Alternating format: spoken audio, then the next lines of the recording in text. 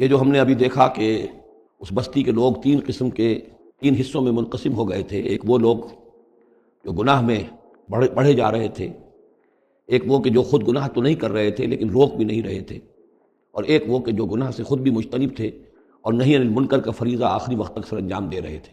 صراحت کے ساتھ یہاں جو فرمایا گیا کہ ہم نے بچایا کس کو؟ فَأَنْجَيْنَا الَّذِينَ يَنْهَوْنَ عَنِ السُّوءِ، بچایا ہم نے ان کو کہ جو روک رہے تھے بدی سے. وَأَخَذْنَا الَّذِينَ ظَلَمُوا بِعَذَابٍ بَئِيسٍ، اور ہم نے پکڑ لیا ان لوگوں کو جو گناہ میں ملوث تھے ایک بہت ہی برے عذاب میں ان کے نافرمانی کی وجہ سے. اس سے بعض حضرات نے ایک نقطہ نکالنے کی کوشش کی ہے، اور وہ یہ ہے کہ ایک گروہ کے بارے میں صراحت کے ساتھ آ گیا کہ اس کو بچا لیا، وہ لوگ جو نہی عن المنکر کر رہے تھے. ایک گروہ جس کے بارے میں صراحت سے کہا گیا کہ اس پر عذاب آیا، وہ ہے جو گناہ میں ملوث تھے. گویا کہ درمیانی گروہ جو ہے اس کے بارے میں یہاں سکوت اختیار کیا گیا ہے. ان کو ایک طرح سے امید دلائی جا رہی ہے کہ جو لوگ گناہ سے مجتنب رہیں گے، اگر وہ خود گناہ میں ملوث نہیں ہوئے ہیں تو اس عذاب سے کہ دنیا میں آتا ہے اس سے وہ بچا لیے جائیں گے. اور یہ بہت بڑی غلط فہمی ہے.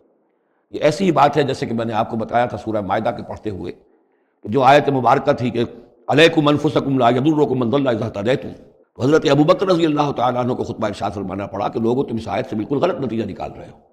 اس کا یہ مطلب نہیں ہے کہ دعوت اور تبلیغ اور امر بالمعروف اور نہی عن المنکر تمہاری ذمہ داری نہیں ہے، بلکہ مطلب یہ ہے کہ تم اپنا سب کچھ کر لو، زور لگا لو سمجھانے کا، امر بالمعروف کا، نہی عن المنکر کا، پھر بھی اگر کچھ لوگ اڑے رہیں کفر پر اور گناہ پر تو پھر تم پر کوئی وبال نہیں ہے. اصل مفہوم یہ ہے، لیکن اس سے انسان جو ہے چاہتا ہے ذمہ داری سے فرار، تو اس کے لیے جہاں کہیں بھی اسے بہانہ ملتا ہے اس قسم کے وہ نقطے تراشتا ہے. یہاں یہ سمجھ لیجئے کہ اصل میں نہی عن المنکر نہ کرنا بھی تو جرم ہے.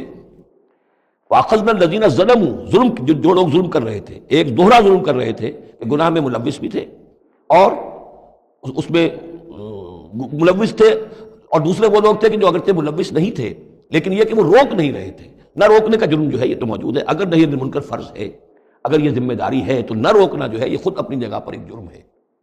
اس کے لیے میں آپ کو اصل میں ایک حدیث سنا دینا چاہتا ہوں، جو حدیث اس معاملے میں سمجھتا ہوں کہ آخری اور نص قطعی کی حیثیت رکھتی ہے. اور یہ حدیث جو ہے مولانا اشرف علی تھانوی رحمۃ اللہ علیہ نے خطبات جمعہ جو مرتب کی ہیں ان میں اس حدیث کو شامل کیا ہے.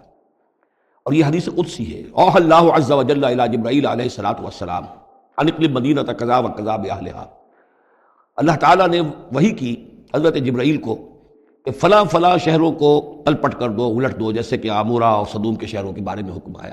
قال فقال، حضور فرماتے ہیں اس پر حضرت جبرائیل نے عرض کیا بارگاہ خداوندی میں، اب یا رب ان فیہا عبدک فلانا لم یعصک طرفۃ عین، پروردگار اس میں تو تیرا فلاں بندہ بھی ہے جس نے کبھی پلک جھپکنے جتنی دیر بھی معصیت میں نہیں گزاری، گناہ سے اتنا پاک صاف، نگاہ کا ادھر سے ادھر ہو جانا، اتنا وقت بھی کبھی معصیت میں صرف نہیں کیا، تو کیا اس پر بھی الٹ دوں؟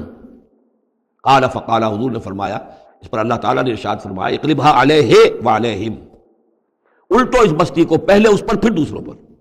وجہ کیا ہے؟ فإن وجہہ لم یتبعر فی ساعۃ قط، اس کے چہرے کا رنگ میری غیرت کی وجہ سے کبھی متغیر نہیں ہوا.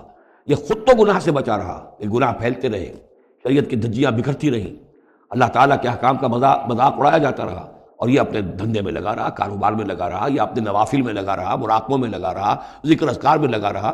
یہ دوسروں سے بڑھ کر مجرم ہے. اقلبھا علیہ وعلیہم، الٹو اس بستی کو، پہلے اس پر پھر دوسروں پر. فإن وجہہ لم یتبعر فی ساعۃ قط. اور دوسرے یہ کہ قرآن مجید میں سورہ انفال اب بہت قریب آ گئی ہے، ہم پڑھیں گے جلد ہی، وہ آیت مبارکہ بھی نص قطعی ہے قرآن کے حوالے سے، یہ تو حدیث کے حوالے سے ہوئی. قرآن مجید میں فرمایا گیا واتقوا فتنة لا تصیبن الذین ظلموا منکم خاصہ.